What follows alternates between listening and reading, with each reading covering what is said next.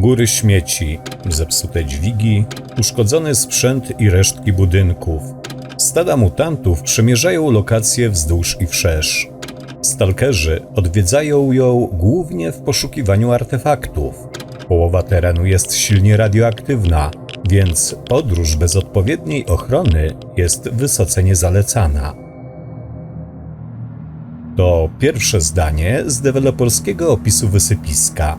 Wydawać by się mogło, że przygotowanie lokacji złożonej przede wszystkim z odpadów dawnego porządku rzeczy jest prostym zadaniem, ale zacznijmy może od krótkiej lekcji historii. Niedaleko Czarnobyla leży niewielka wioska składająca się łącznie ze 188 gospodarstw, w których zamieszkiwało 416 mieszkańców. 7 maja 1986 roku całą ludność ewakuowano, a na skraju wsi zbudowano punkt tymczasowej lokalizacji odpadów radioaktywnych Rosocha. Tuż po ukończeniu do Rosochy trafiło od 1350 do nawet 3000 pojazdów i różnego sprzętu, którego łączna wartość według szacunków z 1986 wynosiła prawie $50 milionów. Z uwagi na skażenie, część z nich musiała zostać zakopana. To właśnie Rosocha posłużyła projektantom z GSC do stworzenia drugiego poziomu, jaki zwiedzamy w cieniu Czarnobyla. Jego budowa rozpoczęła się od postawienia uszkodzonego rusztowania, które ulokowano przy drodze prowadzącej na kordon. Następnie wymodelowano KB-308, samojezdny żuraw z obrotową wieżą, stawiając go tuż obok. Wokół umieszczono pełno złomu nieokreślonego pochodzenia, wśród których wyróżniają się samochody WAZ-2106 w wersji eksportowej znany jako Łada 1600 oraz Moskwicz 2140. W niektórych buildach znajdziemy tu też ciężarówkę RAF 3311, która, co ciekawe, produkowana była od 1991 roku, więc średnio pasuje do zony, w której większość wyposażenia pamięta czasy przed pierwszą katastrofą z 1986.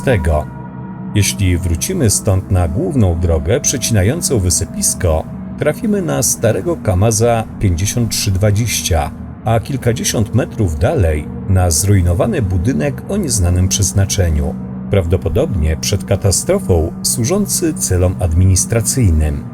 Druty zbrojeniowe sterczą z zawalonych ścian w stronę niewielkiego parkingu, na którym znajdziemy również nieduży transformator. Z drugiej strony budynku mieści się niewielki wąwóz, a wewnątrz leży lokomotywa. Niejasne jest, jak się tam właściwie znalazła. Skoro wysypisko, to następnie stworzono hałdy. Pierwsze dwie stanęły na północ od zrujnowanego budynku, pełne uszkodzonych części maszyn i oprócz tego kompletnie łyse. W końcu wysokie promieniowanie nie sprzyja rozwojowi roślinności, nawet tej zmutowanej. Początkowo miały rodzić się tutaj całkiem niezłe artefakty, a główną przeszkodą w zdobyciu ich było promieniowanie.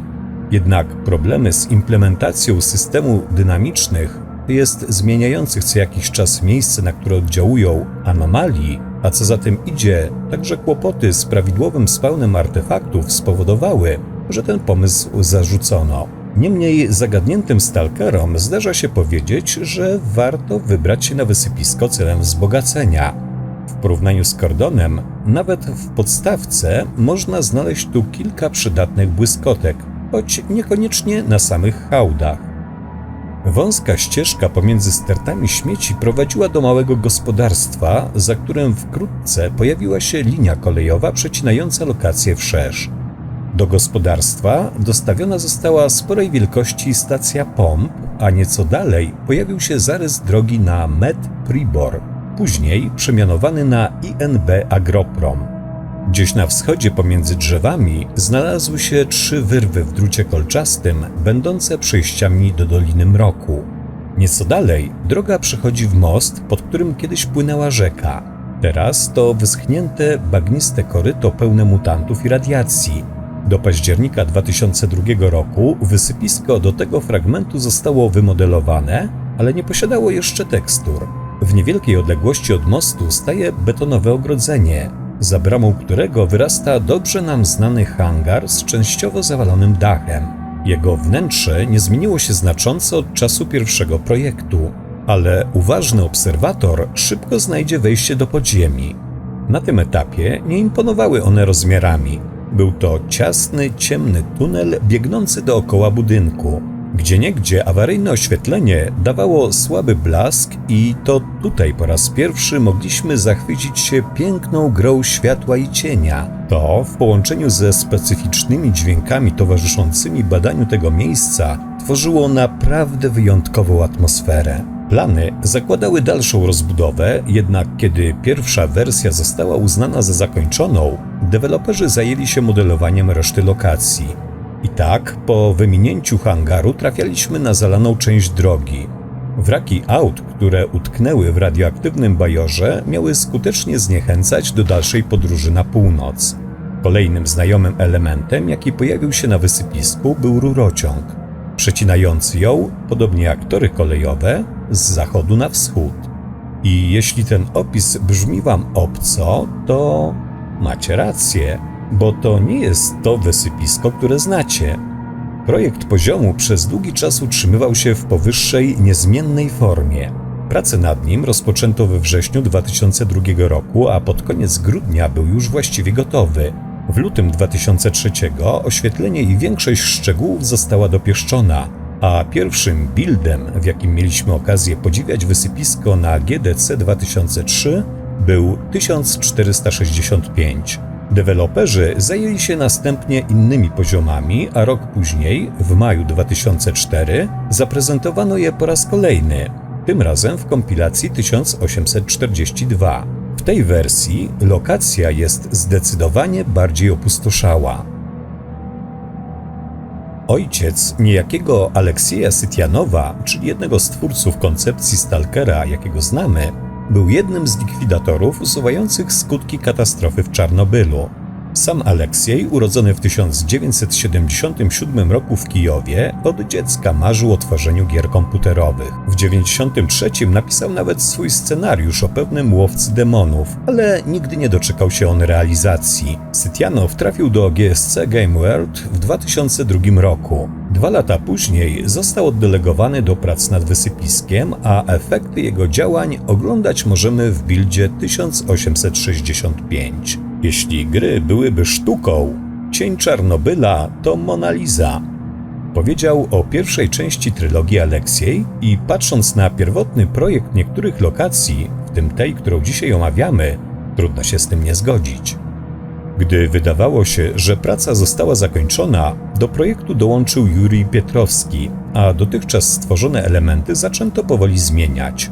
2 hałdy pomiędzy budową a hangarem zostały usunięte, a na ich miejscu pojawiło się znajome cmentarzysko pojazdów, będące diametralnie zmniejszoną wersją Rosochy. Do lutego 2005 roku teren był ponownie niemalże gotowy, a u steru stanął ponownie Sytianow, udoskonalając koncepcję. Możecie sprawdzić, jak mu poszło, odpalając builda 2205. Na tym etapie zaczęły pojawiać się problemy natury głównie technicznej. Ostatecznie postanowiono zmniejszyć teren i wyciąć część elementów. W ten sposób na gruzach starego wysypiska zbudowano nowe. Droga wiodąca z kordonu jest krótsza niż wcześniej, teren obsadzono drzewami, zagajnikiem na wschodzie i topolami przy drodze. W starszych buildach lokacje gęsto pokrywały wysokie drzewa liściaste. Na wysokości niegdysiejszego mostu nad bagnem znalazł się przystanek autobusowy, gdzie często obozują stalkerzy, a droga do hangaru została drastycznie skrócona. Na torach kolejowych za budynkiem, tuż przy tunelu, umieszczono lokomotywę VL-80K, jedyną w całej grze, a tuż obok znalazło się przejście do agropromu i tu się na moment zatrzymamy. Jednym z zadań na wysypisku miało być odnalezienie świecącej anteny. Z pomocą Sidorowicza Weleropuchy mieliśmy poznać jej przybliżoną lokalizację. Tunel, u wlotu którego stanęła lokomotywa lub tunel pod hangarem. Jednak fakt wyrzucenia tych drugich z finalnej wersji gry sugeruje, że mogły być jakoś połączone. Tym bardziej, że opis zadania sugeruje penetrację niższych poziomów, a te, które zostały umieszczone w grze jeszcze przed zmianą koncepcji, nie zostały w pełni rozbudowane. Po wykonaniu kilku mniejszych zadań odkrylibyśmy metalowe bramy w podziemiach wysypiska, zza których dochodzi piszczenie, wzdychanie, drapanie. Po uruchomieniu generatora jedna z bram otwiera się, a my wkraczamy w mroczne katakumby, pełne zakurzonych korytarzy, szkieletów, gruzów i wszędobylskich sterczących karykaturalnie prętów zbrojeniowych. Dokumenty projektowe z okresu prac nad czystym niebem rysują jeszcze inny scenariusz. Na wysypisku miało dojść do emisji, która zmusza Szramę do szukania schronienia w katakumbach pod lokacją. Droga do nich wiedzie przez tunel kolejowy za hangarem. Zapiski z innego okresu mówią, że podziemia miały łączyć się bezpośrednio z inną lokacją z czystego nieba – szpitalem zalimańskiem. Obie koncepcje zakładały, że będziemy poruszać się po ciasnych, stosunkowo małych tunelach. Za to w trzeciej koncepcji, która nie doczekała się nawet szczątkowej realizacji, podziemia pod wysypiskiem mogły być rozległą siecią tuneli łączących wszystkie laboratoria w zonie. Istnieją przesłanki, że szkice tego pomysłu ewoluowały, stając się ostatecznie podziemnym łącznikiem fabryki Jupiter i miasta Prypeć w zewie Prypeci. Choć początkowo miała to być skomplikowana sieć, tworząca pokręcone podziemne miasto. No to tyle jeśli chodzi o teorię, a teraz wróćmy już do wysypiska. Choć teren budowy z żurawiem został usunięty, pobliski budynek administracyjny i fragmenty rusztowania przetrwały, wędrując na północ lokacji. Tuż obok stanęły dwa duże zbiorniki paliwa o pojemności około 300 m3 każdy. Podobnie jak Kordon, na pewnym etapie wysypisko planowo miało też posiadać większy zbiornik wodny. W tym wypadku niewielki zanieczyszczony strumień płynąć miał ze wschodu lokacji na północ. W niektórych buildach można zobaczyć pierwsze podejścia do realizacji tego pomysłu. Jednak z podobnych przyczyn co przy okazji poprzedniej lokacji i tutaj zdecydowano się na cięcia. Zamiast strumienia powstały dwa niewielkie bagna. Jedno w zagajniku na południowym wschodzie, a drugie na północy, niedaleko posterunku powinności. A skoro o posterunku mowa, to wygląda zupełnie inaczej niż na starym wysypisku. Jedynym punktem wspólnym jest przechodzący powyżej rurociąg. Jednak i tu nie brakuje różnic. Nie przecina już lokacji wszerz, a wyłania się z ziemi tuż przy posterunku, znikając kawałek dalej. Na tej samej wysokości, ale po drugiej stronie, znalazło się jedyne przejście do Doliny Mroku, tuż za terenem o drastycznie zwiększonym promieniowaniu. A hałdy są 3 i zasadniczo nie pełnią większej roli w rozgrywce. Właściwie wygląda to nieco karykaturalnie. Patrząc na dość płaski krajobraz lokacji, człowiek zaczyna zastanawiać się, skąd do cholery wzięła się ta cała ziemia, pod którą zakopano radioaktywny sprzęt. No, ale cóż, to jedna z wielu zagadek Zony lub dowód na to, że niektórych pytań o sens konstrukcji świata przedstawionego lepiej nie zadawać. Wysypisko takie, jakie znamy z wydanej gry, po raz pierwszy pojawiło się w buildzie 2232, stworzonym w sierpniu 2005 roku. Poprzednie wersje zbudowane zostały w różnym stopniu na porzuconej wcześniej koncepcji. Po poprawieniu największych bolączek i ostatnich szlifach w projekcie ukazała się jeszcze kompilacja 2571, 16 marca 2006. Jednak wygląd i funkcjonalność lokacji pozostała niezmieniona aż do wydania gry. Podsumowując całą tę historię, trudno uwierzyć, że z początku miała to być tylko lokacja testowa, której mieliśmy w ogóle nie zobaczyć.